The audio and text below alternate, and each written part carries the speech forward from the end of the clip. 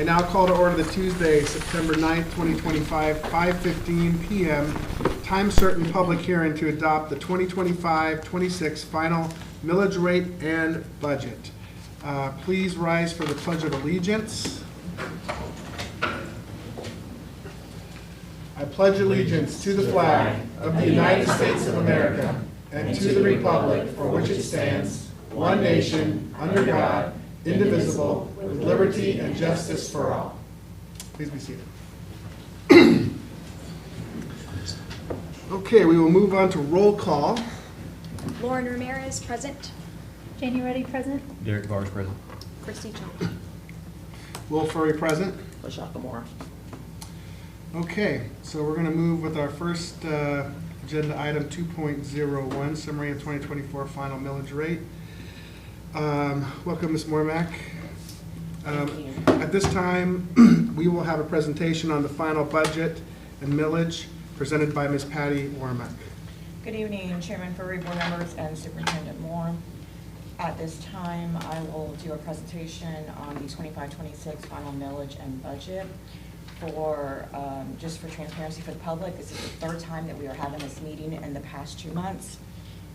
So I'm going to just briefly do an overview as all of this information is available in more detail in the 2 meetings we had in July, the most recent one being July 29th at 5:15 p.m. for the tentative millage and budget.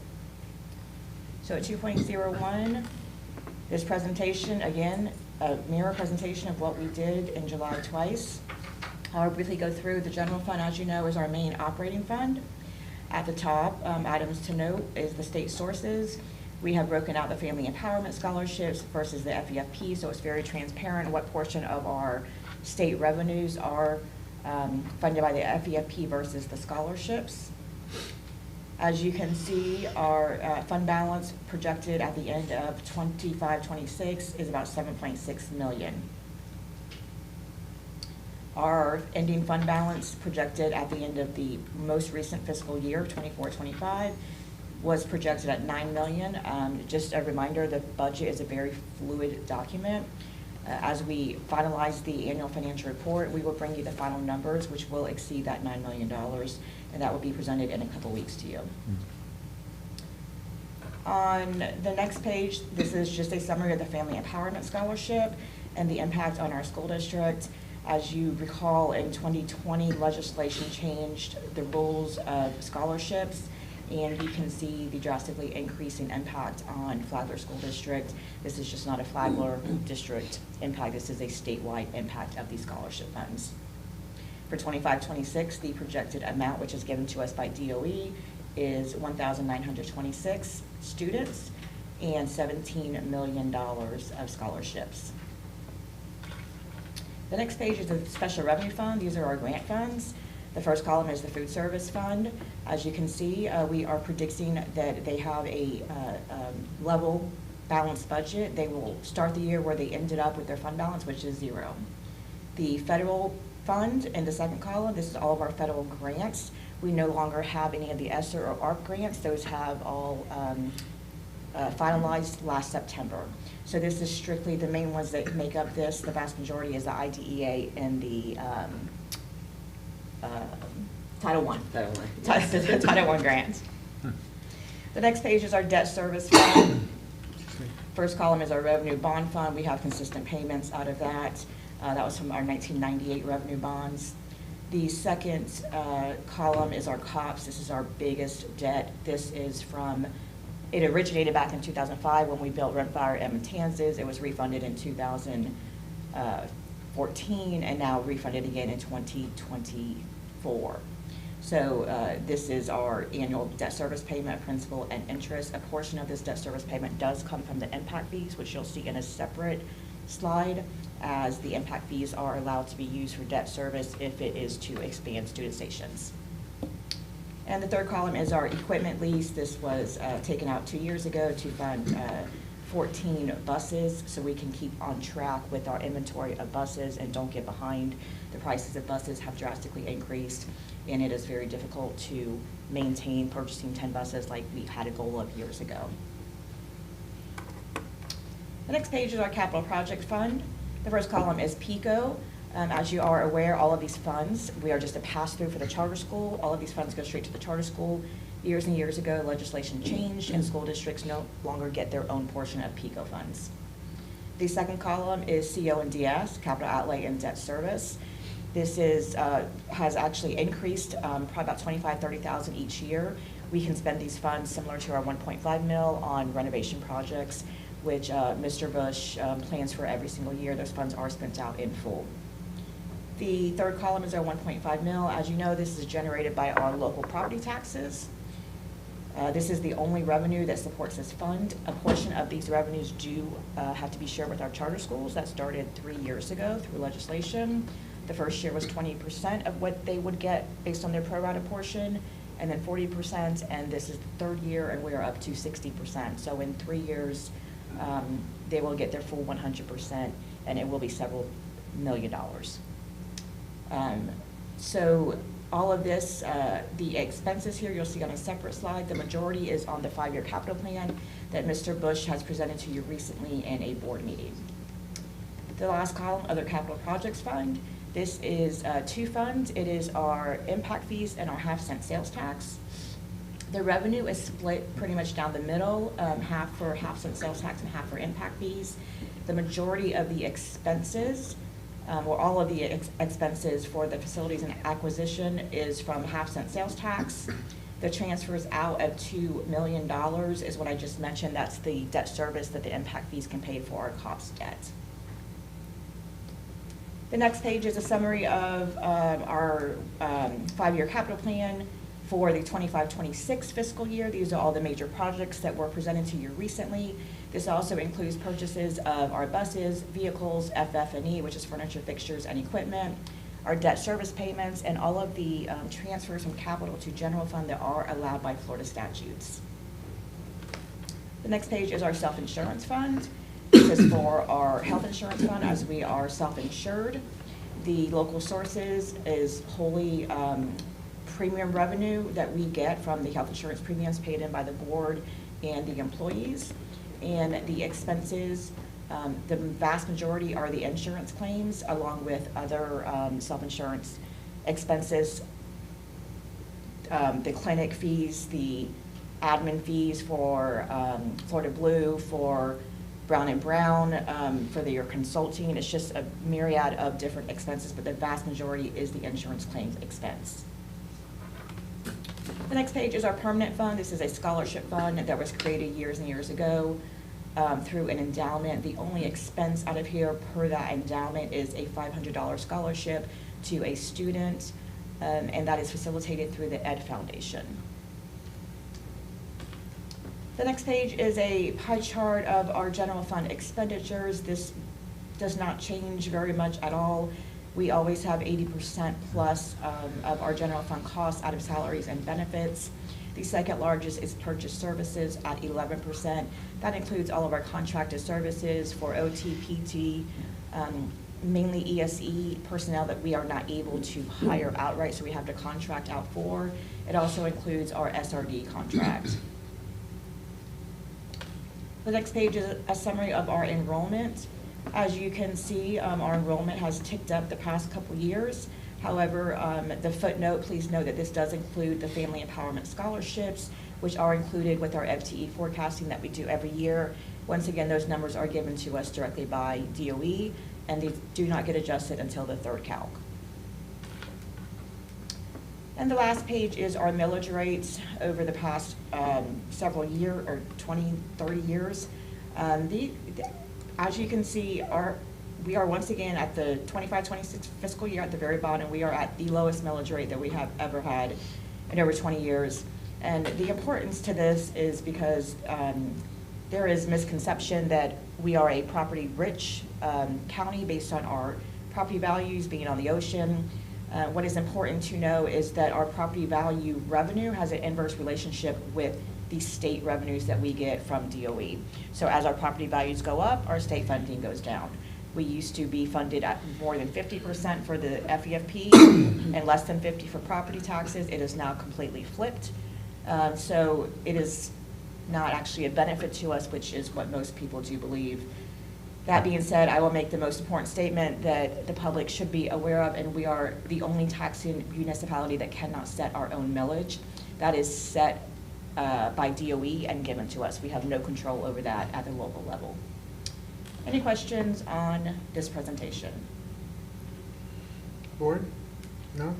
I just wanted to highlight one thing. There was a significant milestone in your presentation when we refinanced our COPS. And that most recent one, how much savings did that yield? $700,000. $700,000. So that was a real significant move. So thanks for your efforts. Thank on you. that. All right. So does that conclude your presentation? Yes, sir. Okay. So then we will move on to 3.01. At this time, we will recess to our public hearing. Now, before we begin the public hearing, I'll need a motion to adopt the agenda on the public hearing approval. Motion to approve. Okay, I have a motion by Mr. Bars. Second. Second by Ms. Chong. All in favor? Aye. Aye. Aye. The passes unanimously. So now we will go on to 3.02. At this time, I will read the resolution 25/26-03 on the 25 to 26 final millage rate. Florida Department of Education Resolution 25/26-03 determining revenues and millages levied. Resolution of the District School Board of Flagler County, Florida, determining the amount of revenues to be produced and the millage to be levied for the general fund, for the district's local capital improvement fund, and the district debt service fund for this fiscal year beginning July 1st, 2025 and ending June 30th, 2026. Whereas Section 1011.04 of the Florida statutes requires that upon receipt of the certificate of the property appraiser giving the assessed valuation of the county and of each of the special tax school districts, the school board shall determine by resolution the amount necessary to be raised for current operating purposes and for debt service funds, and the millage to be levied for each such funds, including the voted millage. And whereas 1011.71 Florida statute provides for the amount necessary to be raised for local capital improvements outlay and the millage to be levied. And whereas the certificate of the property appraiser has been received, therefore be it resolved by the district school board that the amount necessary to be raised as shown by the official adopted budget and the millages necessary to be levied for each school fund of the district for the fiscal year are as follows. District school tax, non-voted levy. The certified taxable value is $20,044,982,530. Next is description of levies and the amounts to be raised. So we have required local effort of $59,673,112 at a millage of 3.1010 mils. Prior period funding adjustment millage is 0. Total required millage is $59,673,112 with a millage of 3.1010 mils. District school tax discretionary millage, non-voted levy. Certified taxable value, $20,044,982,530. Description of levy, discretionary operating, and the amount to be raised is $28,864,775 with a millage levy of 1.5 mils. District school tax, additional millage, voted levy. There is 0 on all lines of this section of this document. We move on to district local capital improvement tax, non-voted levy. Certified taxable value is $20,044,982,530. Description of levy is local capital improvements, and the amount to be raised is $14,393,902 at a millage levy of 0.7480 mils. Discretionary capital improvements are 0. District debt service tax, voted levy, all these lines in this area are 0. The total millage rate to be levied exceeds the rollback rate computed pursuant to S-200-0651 Florida statute by 2.82%. State of Florida, County of Flagler, LaShakia Moore, Superintendent of Schools, and ex officio Secretary of the District School Board of Flagler County, Florida, do hereby certify that the above is true and complete copy of a resolution passed and adopted by the District School Board of Flagler County, Florida on September 9th, 2025, signed by Superintendent, today's date.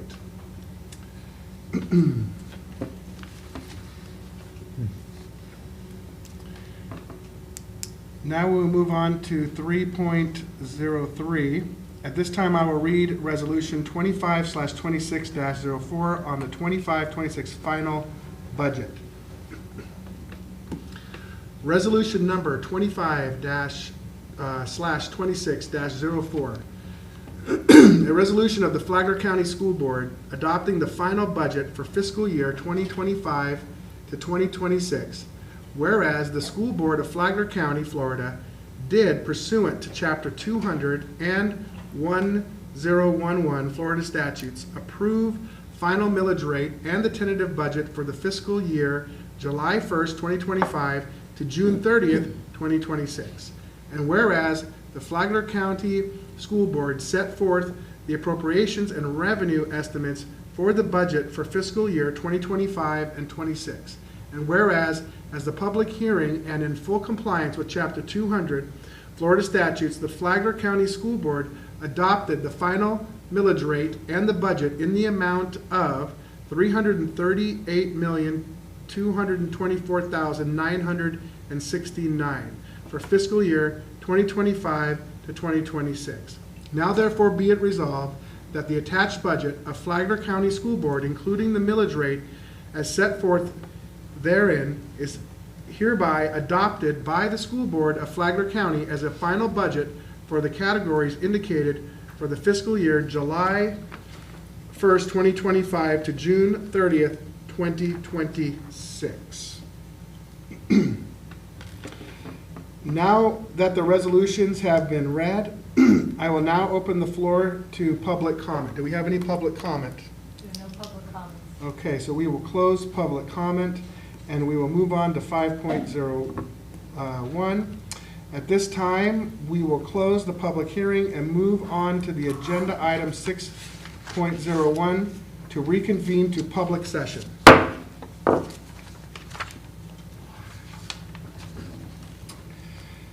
Okay, so we are now on item 7.01. At this time, we will take action requesting board approval of Resolution 25/26-03 to adopt the 2025-26 final millage rate that was read at agenda item 3.02. I will need a motion to adopt this resolution. Move approval. Okay, I have a motion by Ms. Chong, Second. second by Ms. Ramirez. All in favor? Aye. Aye. That passes unanimously. This will now take us to 7.02. At this time, we will take action requesting board approval of Resolution 25/26-04 to adopt the 25-26 final budget that was read at agenda item 3.03. I need a motion to adopt this resolution. Motion to approve. We have a motion by Mr. Bars, Second. second by Ms. Chong. All in favor? Aye. Aye. Passes unanimously. Okay.